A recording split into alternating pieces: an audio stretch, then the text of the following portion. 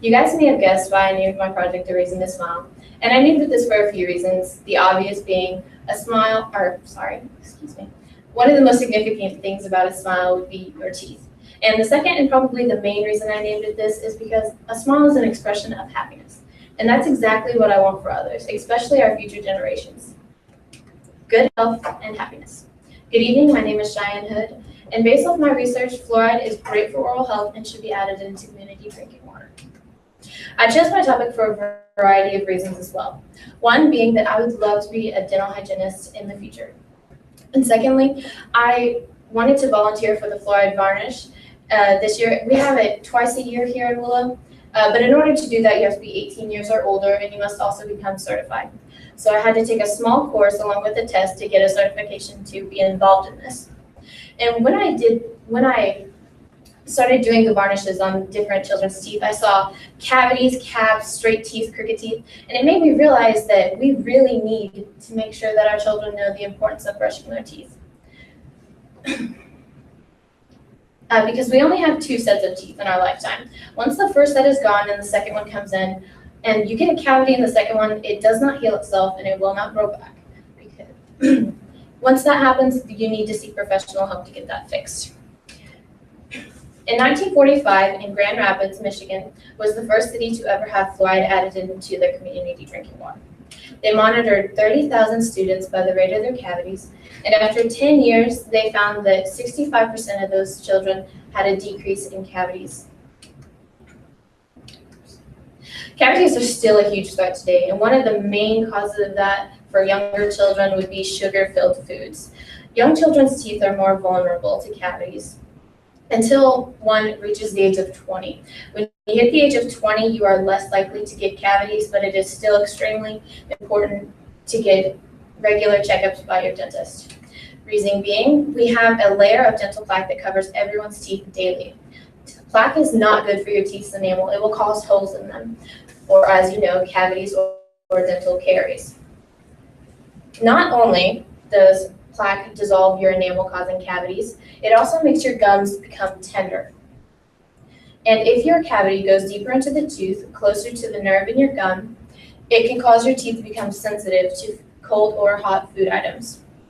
If it goes as deep as the nerve chamber, you are at higher risk of infection.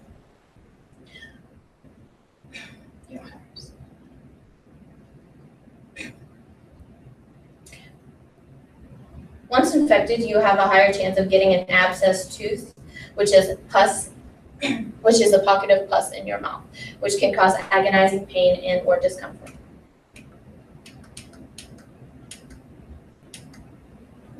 All right. When fluoride and saliva combine, it heightens your body's ability to reconstruct that tooth's enamel. The enamel constructed with this will be more resistant to tooth decay than the surface before. You can't have too much fluoride, and this is a condition called fluorosis, which is spotting of the teeth. This is why we have a recommended amount of fluoride in community water, which is 0.7 milligrams per liter. This is a very small amount. For my product, I gave Mrs. Anderson's 2nd grade class a lesson on dental hygiene.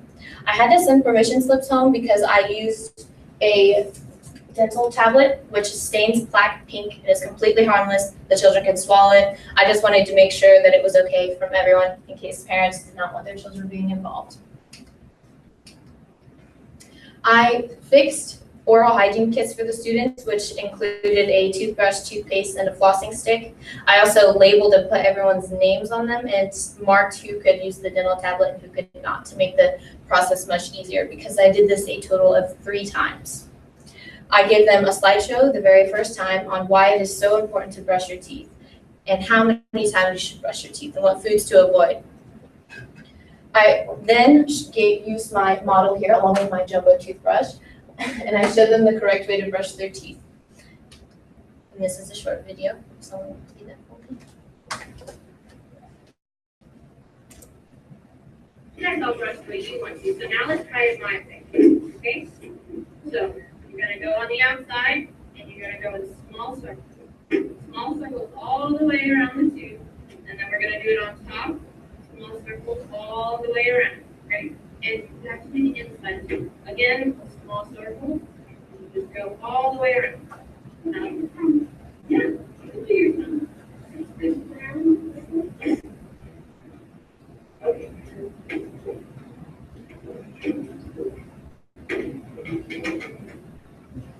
Not only did I show them how to brush their teeth the correct way, my mentor, Dr. Mansfield, also chewed a tablet, and the children thought that this was just the craziest thing when this happened. And I have a video for them. Well, it's good. It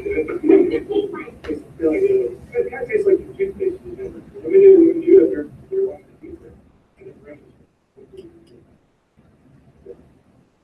That's okay. What we do, I look in your mouth. Okay, this one.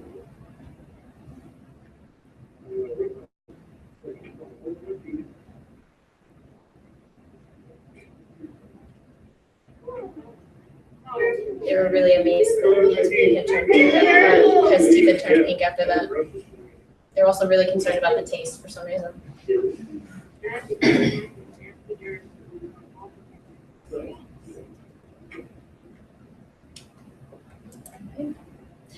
All right, like I said, I did this a trial of 3 times, and each time I kept track of how much pink was on each student's teeth. And I did this by light pink, moderate pink, and heavy pink. The first time was 5 children with heavy pink. This doesn't seem like much, but there were 18 students in this class. I only had 10 participating because the others had checked no or just simply did not turn them in. The second trial, I had only 2 students that had heavy pink. This was really encouraging for me. I thought that I had actually given them information that they can maintain and keep using. And the third time, I got really excited because I only had 1 student with heavy pink. This was a really great day for me because it was pajama day and everyone was snacking. So I feel like they had actually learned and used the process that I had taught them. This is an example of heavy pink and tell that there is no areas that are white or even have light pink on them.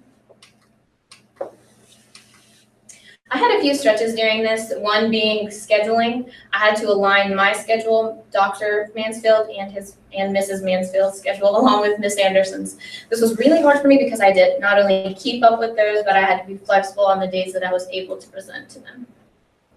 Another stretch would be that I am no teacher, and I wanted to do my best to give them information that they would keep. So it was kind of a struggle. I wanted to make sure that I didn't use too big of words, too small of words, and just kept their attention.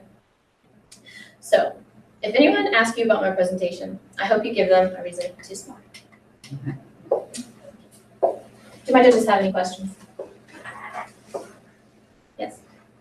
Okay. I've heard a lot of debates on fluorides. Now, the group that are against them, what is their point? Against fluoride, they think that it may cause things like brain damage, but there are no studies that are technically proving this. They don't have any real proof. It's just kind of a rumor. Also, people don't really like fluoride added into their water because it's something different to them. They are not very educated on it. They do not know what it will do to them. And it's just kind of something they don't know about being added into their water. So they're kind of, they don't know how to feel about that. So are there any other questions? I know when we first moved here, our pediatrician automatically knew we weren't from here because he said a lot of kids here have just silver filled their mouths, and my kids didn't. And he said the difference was the fluoride. Do you know how much, if at all, fluoride do we have in our city? We do not have any, actually. We have communities near us that have fluoride in our water. Kabul has fluoridated water, and so does Houston, but we do not. So, are there any other questions? Should we look into the costs of adding fluoride into the system? It is not as bad as people would think. I cannot give you an exact amount, but when I was conversing with my mentor, Dr. Mansfield, he said that it is actually not that expensive to get fluoride added into your water. He said it was very much worth it. He recommends it, actually. But it must be voted on by the community, and we just don't have that vote yet, so.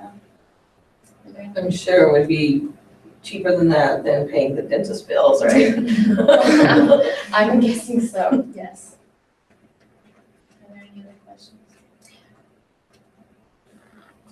I would like to add another stretch though. I forgot how messy children were, and it got on a few shirts, one mainly, and we had to get a hold of the company to find out what best got the ink out of the shirt.